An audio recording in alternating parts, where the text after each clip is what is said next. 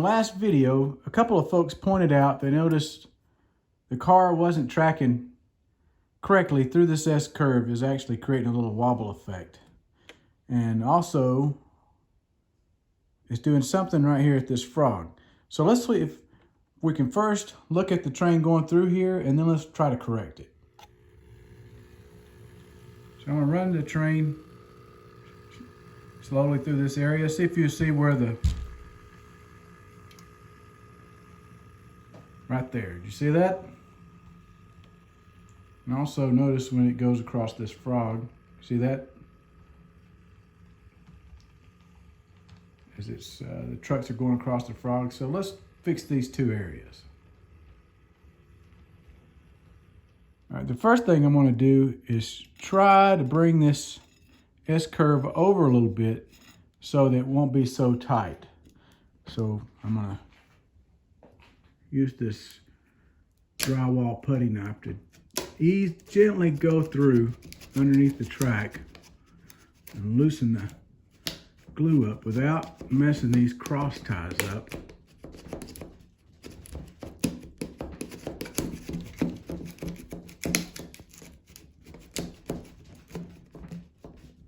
And this way. I'm going to continue to loosen it up until I get to this joint right here. And I'm going to take it out of this, easily take it out of this joint by moving the rail joiners over like this. Okay.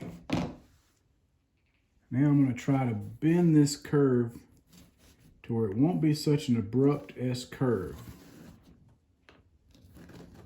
And that means I'm going to start the curve a little bit farther back than where it was and bring the track over a little bit and try to straighten that S-curve out some. This is something, just take your time to make sure you don't mess anything up as far as the ties and the rail. You don't want the rail to pop out of those ties. So just take your time with this. But you can slowly get it to where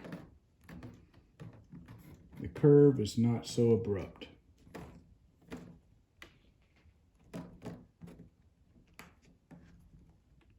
Now that we've straightened this curve out, you'll notice that the rail is actually a little longer, so I'm gonna have to trim this up.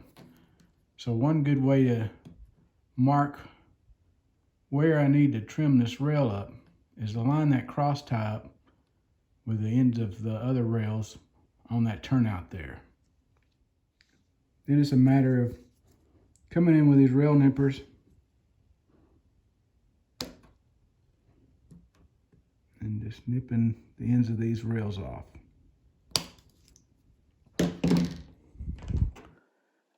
Next, I want to take this little track tool along with this file and file the end of these rails down to remove any burrs.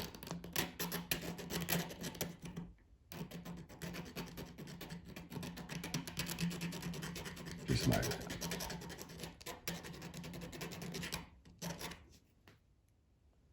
You can see now they line up pretty good.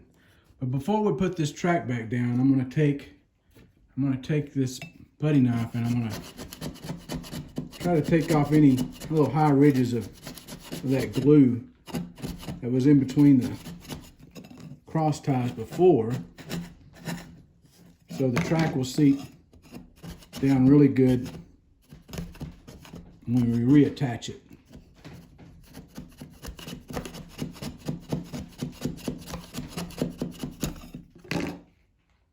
All right, next up, we're going to put our glue back down, our adhesive back down underneath the track.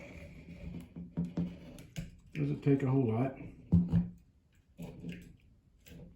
I'm going to use this putty knife to spread it out real thin. back down in there.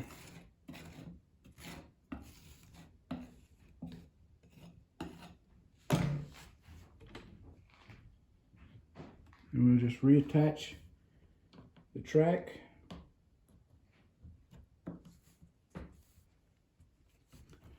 And press it into place.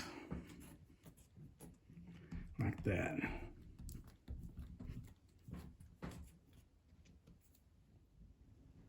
All right, the next thing we're going to address is this frog, and there's just a little bit of bump right there, a little raise. So I've got this file. I'm just going to file the top of that area down some.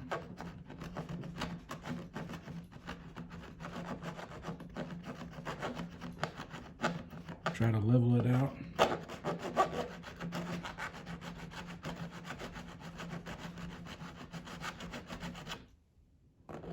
Also going to make sure it's clean in there.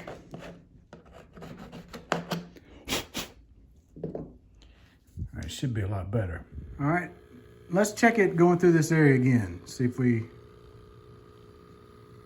notice anything out of the ordinary.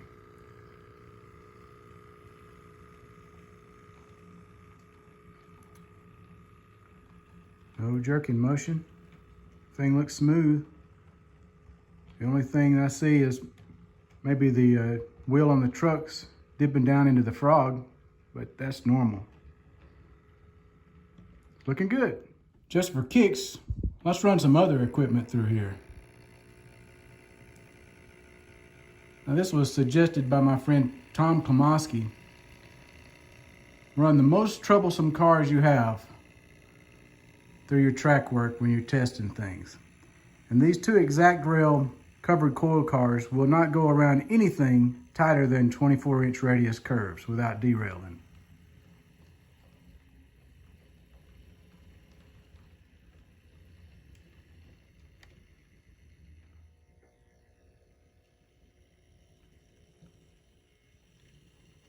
So this is a pretty tight curve they're coming up to now. Let's see how well they do.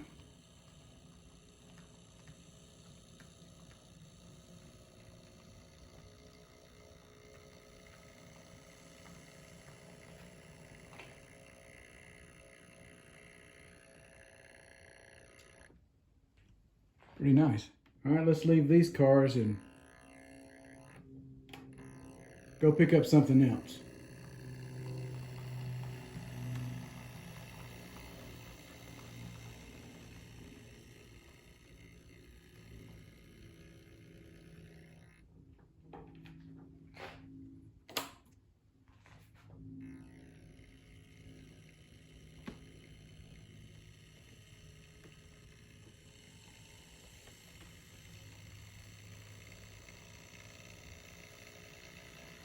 This NS GP40-2 is going to one day become Seaboard Central 2423 in a nice blue paint.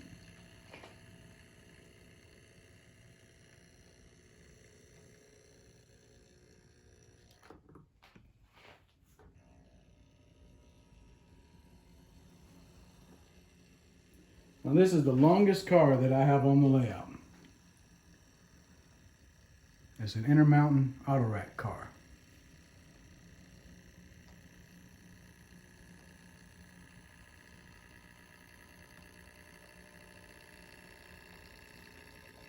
Something else I'm going to do when this GP40-2 becomes a Seaboard Central unit is add an air conditioning unit on the roof of that cab and paint it white.